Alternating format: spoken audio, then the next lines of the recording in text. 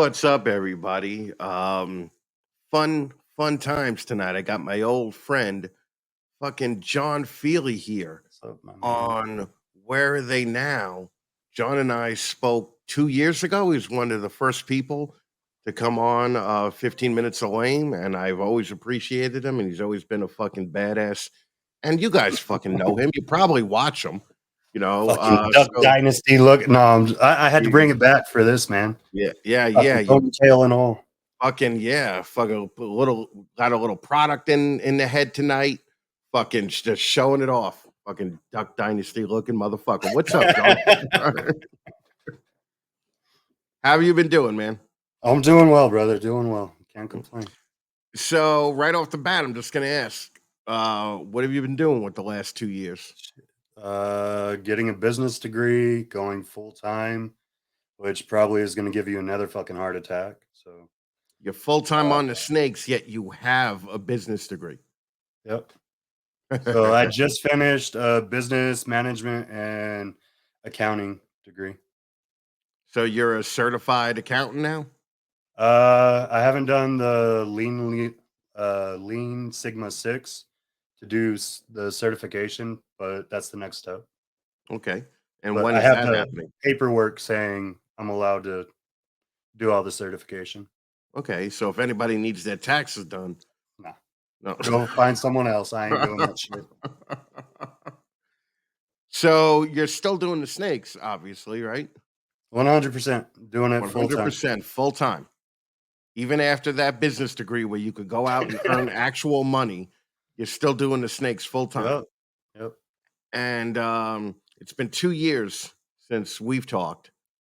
In the past 2 years, how much money have you dumped back into the company? Probably sitting at like 23K, 24K. 24,000 in 2 years. And how has the collection grown since then?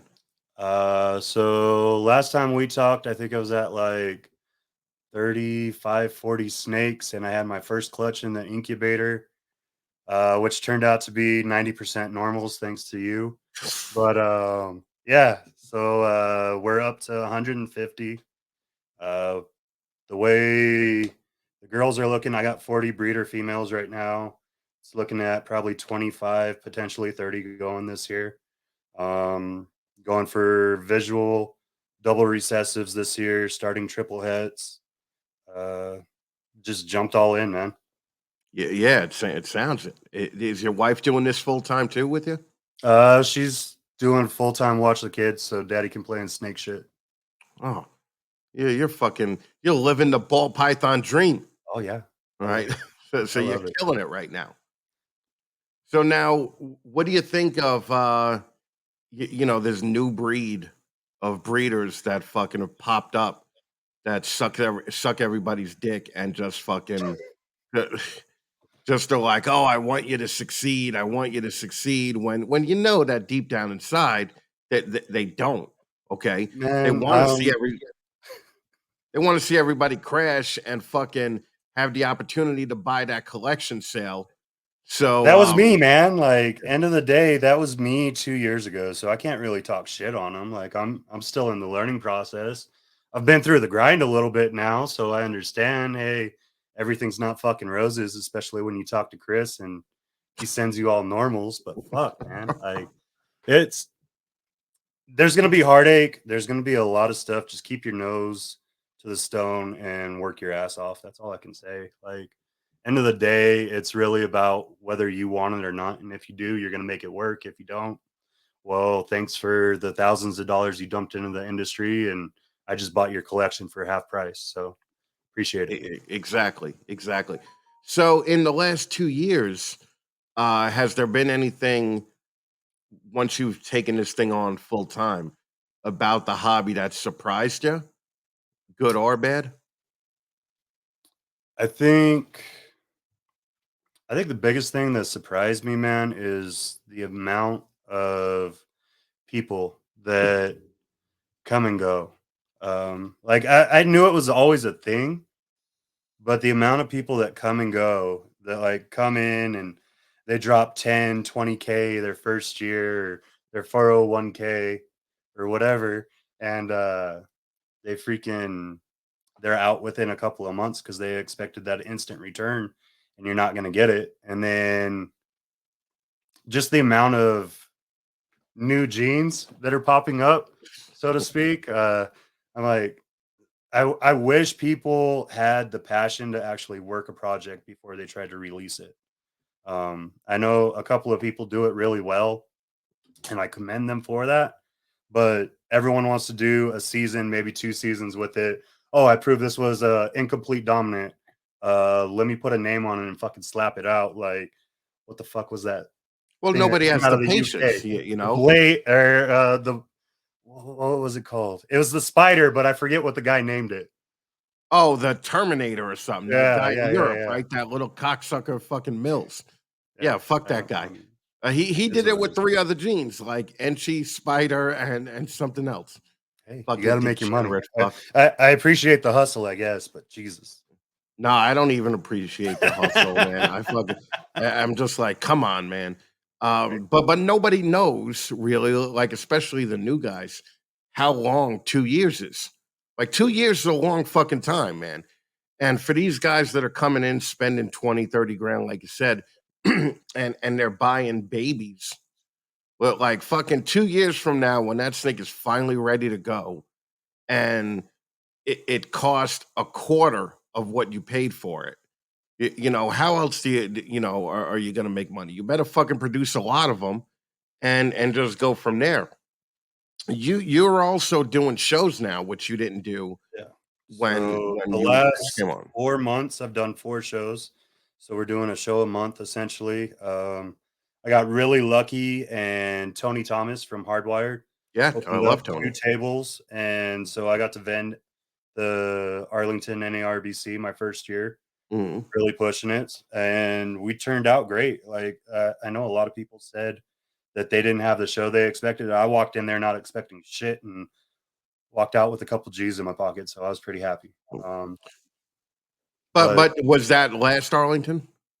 yeah, this The past one that I was Arlington, there? Good, okay, yeah, yeah. I had people that have years on me that they're like, "Oh, I sold like 2 snakes this show. It sucks, blah, blah, blah." I was like, I sold a $5,000 snake Friday night. Like, what's your issue?" Yeah, yeah. Well, I had friends that literally drove out there from, Boston or New Hampshire, and they made $200 at that show. Mm. And fucking could you imagine driving 18 fucking hours to a show and just selling $200 worth of animals? I mean, I do 10 hours on the regular, but not to vend a show.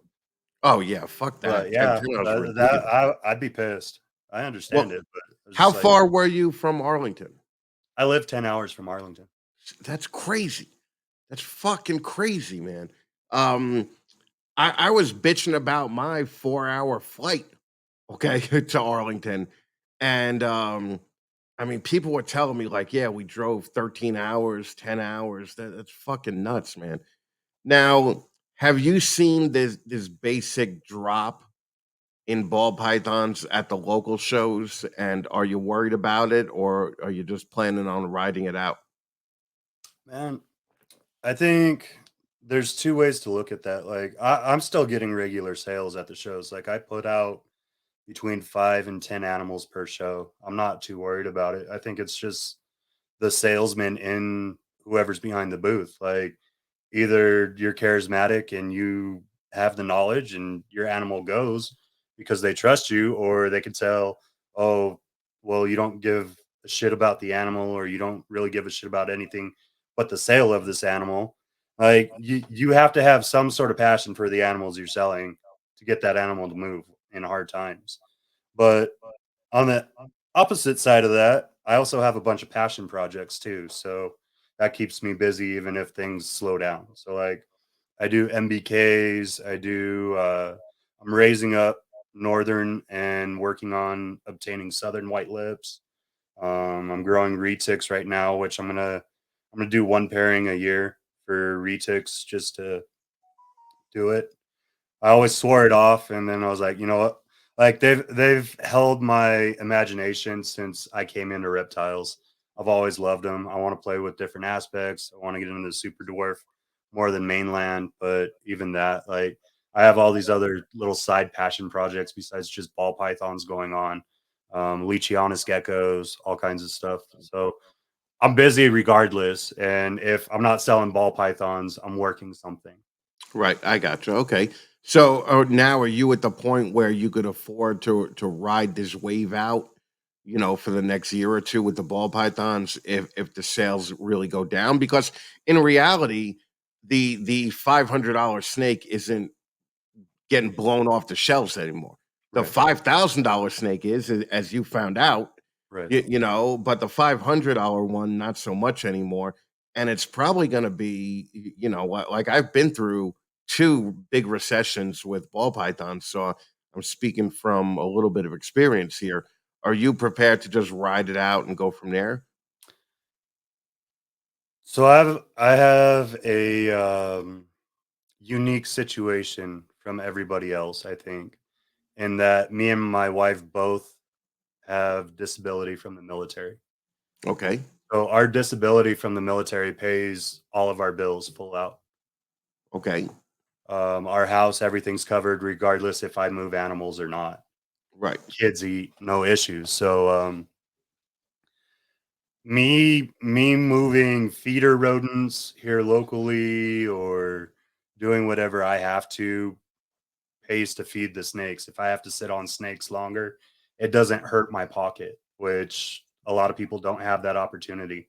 Right. Um, and I understand that. So yeah, I'm fully prepared to write it out. Like I'll wait until something that was a paycheck snake grows up all the way, and I'll sell it as a proven breeder and be okay with it. Like that doesn't bother me at this point.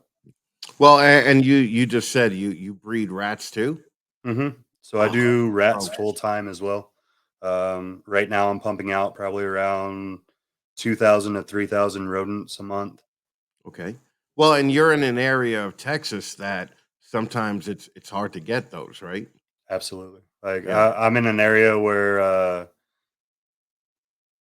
all the breeders here kind of survive off of each other. So if you're having a downtime on rodents, you're coming over to me, and then vice versa. When my production slips, I go to you. And a lot of people didn't want to put in on a facility. So essentially, what I did was I put two mini splits into the garage so that I can completely control temperature in the garage. I built wall to wall racks, and I just started the full production. And I'm still filling up the garage as we speak right now. But on average, I put around 2,000 and 3,000 rodents out a month. Jesus Christ. And And also there was a time where you worked with venomous too. yes, sir. What happened with that? So I had them behind triple locks, and I listened to my mentor. My oldest got through one of the sets of locks, and we got all the venomous out of my house. Um, some of the people here locally still work hots, so I work with them. There's a guy that I'm really excited to start working with here locally called the Clob King. His name's Kyle. He does a lot of work with clubs and pygmy adders and all kinds of stuff. So I'm gonna work with him and get more training on venomous and get my hot fix without having it in the house now. Right. Essentially, Well, keep it because away from because the kids. you got two kids or three? Three. Yeah, so that's fucking worrisome, right? Mm. Um Now you also have a podcast. So Yes, tell sir. me a little bit about that. Pimp your So it's podcast. outside. Oh, sorry. Go ahead. No, pimp your podcast. Oh, so it's outside the clutch. Essentially, we're looking at people from all over the industry, not just ball pythons. We're learning about them and trying to give you the background stories of the people and not just the animals. A lot of people do the animals and do like the origin story of the person, but not who they are. And like, I like it to kind of flow freely. This is gonna sound bad. Like you remember those sports interviews where they're like, "Oh, what's your origin story?" And you get the backstory on them, and like, "Oh, this is my sob story, so this is why I got into football or basketball or Right, whatever, right. so I could take care." that was my inspiration for it initially, Well, which sounds stupid, but yeah, I like to get to know people, and that gives me the opportunity to get to know them versus more of just, hey, these are the animals I have for sale. What do you think of them? You know what I right. mean? Like I like to actually know the people in the industry, and it's opened so many doors. Like it's allowed me to talk to people I would never talk to. It's allowed me to become a distributor for Reptichip here locally. It's allowed me to freaking get into shows that I wasn't thinking about talking to at all, which really opened the doors for the breeding aspect as well. So I'm having a great time with it. We do it every Saturday night. Um, there were times where I wasn't doing it. I've got it set up now where it's most of the time live, but if I have to pre-record earlier in that week, I'll always have it on a Saturday now, no matter what, Right. even if it Right. has to be pre-recorded now. Well, that's the one thing about the podcast. It has to be consistent, right? It has Yeah, to be, and you know, for these fuckers that are doing it for like 3 months and 4 months and thinking that they got it down. Try doing it for 2 fucking years, which is really what it takes. You know, 5 see 5 with you. And I've always told people, I'm like, for the first 2 or 3 years of the podcast, you better be talking about what you're interested in because ain't nobody gonna be listening to it at all, okay? right. And And then it's they see right through that shit. Like yeah, if you're not interested in your guest or you're not interested in what they're talking about, it shows like that. And you right. can't be ingenuine on these. Like you get seen right through on it. Oh, yeah, especially nowadays. And I always say, listen, 90% of this hobby, there's always another animal, right? There's always another, you know, one available. So people really don't have to buy from that particular person. Like they don't have to buy the animal anymore. They have to have faith and know the breeder, you know, which is probably the most 100%. important thing I think that you talk about and I talk about to some extent is you know nobody cares almost what the animal is anymore. If you're you know or if you show that you're a decent person and you're into this whole project, that they'll buy from you. You know it'll come. That's why guys like Antoine and Bob Vu and Miguel and everybody else they constantly sell because the person that they are on the podcast is the person that they are in real life, you know. So $100. it's an interesting thing to keep going into. And some people do it better than others, you know. Some people just suck behind the fucking microphone and you know that because I mean you've Oh, I've been interviewed a it. lot of I've been people. it, man. Like there's times where my brain just shuts off Right. because I look at the screen versus like letting my eyes wander. Like Right. when you see me wandering away, it's because I need to fucking think. Right. My brain's shutting off. I got to reboot that shit. But Well yeah, it happens all the time. that's been my trouble with the lives. Like I concentrate on the comments instead of just concentrating on the audience when what I really need, and I think this would help you too, is a guy in a chair, right? Right. Like if you had that guy in the chair that was pulling up all the comments and doing all the I need shit a for you. J, like Right, Brian, right. man. I need a J in the background, just doing all. Yep, That's 100%. what I'm saying. Um, so what else do you have going on? Do you have any shows coming up that you want to pimp? So we got 3 Show Me Snake shows coming up next year in Odessa, 2 in El Paso. They're a sponsor for the channel as well. Pretty excited to be working with Mickey. I'm enjoying what we're doing there. And then all the Arlingtons, obviously. I'm working on talking with Bob Ashley and Brian Potter to start making the circuit with the NARBC as well. Right, right. Well, Potter and Ashley you know the two top dogs, you know. So um, Mickey, I've actually heard all these great things about him. I've never personally met Mickey, but Show Me does shows all the way up here in like Rhode Island, you Yeah. know. So I don't know if Mickey travels to those shows. You know, he may He just goes, so there's 3 shows ish per weekend, and he's at one of them, and then he has people working the other 2. But he yeah, travels all the way down here he's and killing it. then Yeah, up to Missouri, up to the Northeast. Like he'll make a rotation in all of them. It's insane the amount of miles that man puts on. Yeah. The amount of work that him and guys like Sean Gray put into this, are unbelievable. But at the same time, at the local shows, there's a lot of fucking zoo people still coming. Like the people that can't afford to take their family to the zoo, they take them to the reptile show, and they don't buy anything. So you could have 8,000 people through the door all weekend, but if nobody's buying anything, then the vendors are unhappy. Right. So, I'd love to actually talk to Mickey about, that part as well, because I've talked to Sean about it, as well too. And the Herb shows are really like just basically family shows. It's Right. fucking, like everybody loves. There's no fucking don't buy from that guy. He has fucking mites, or don't buy from that. Everybody gets along, and that's one of the things that I love at a Herb show. So we were both in Arlington this year, and I didn't get a chance to stop by Tony's table, which would be, he was the guy that you were sharing with, right? Right. Yeah, but I saw Tony a lot, and I met your wife for the first time at Arlington. We actually met for the first time in Arlington, like face to face. And man, it was great seeing everybody. I got to tell you, Texas is the place, man. I really just love that fucking state. All of you guys are like stupid welcoming. Oh, I love Like Arlington, man. It's yeah, it's just a big ass family reunion.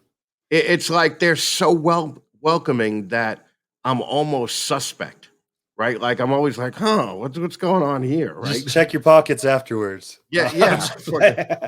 yeah. JT lifted my wallet at one point. Um, Fucking JT actually called me at Arlington, and he was watching me, right? And he did the best little stupid fucking joke on it. He he calls up and he's like, "Yo, what hangs upside down and has a little dick?" And I was like, "What?" And he's like, "A bat."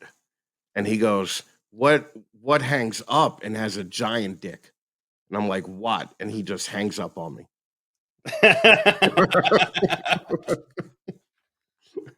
So I was just like, "You fucking dick." He probably Um just fucking heard that like 2 seconds before too. Oh, dude, I immediately did it to 4 of my friends, fucking within 5 minutes of that, right? So, yeah, no, Arlington is great. You gonna be at the February show? Absolutely. Met Cool, every single I'm gonna one. be there too. We should hear about our table here in the next couple of weeks. And then whether we have animals ready by then or not, even if there's not animals, I'll be setting up a podcast area if I get a table so Oh, that we can nice, actually okay. bring people in and sit down and uh, try to do some pre-records and make life a little bit easier throughout the year. Yeah, So finally that's getting that professional mindset, which is freaking scary.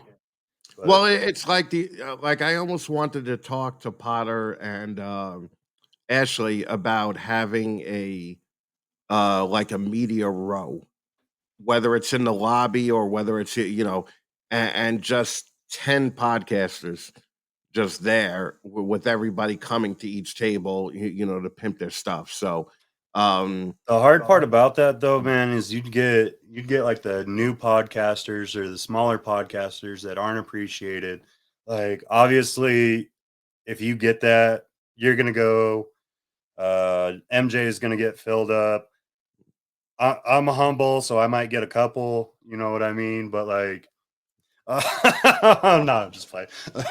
well, no, But no, I you know would what I think mean? that Like, there's you're gonna get that person that gets set up, and they're gonna get butthurt because they didn't get the attention someone else did. well, That's yes the and only no, thing but I'm I worried think about. there's enough of the bigger people to invite just them for Yeah. the initial one, right? And that'll make new people want to do that. Maybe some kind of the problem is that Arlington is so packed that I'm sure they don't have just 5 open tables available to do something like that, you know? Well, from what I know, they haven't used that conference room that they were doing education portions in, so it could be set up right there. But that's a that's a recommendation for Brian and Bob. Yeah, yeah, and I just don't know them personally, you know. Right. Um, but it's something that I think would be interesting, you know, to kind of get done. This way, everybody has the opportunity to pimp themselves and maybe do it Friday night.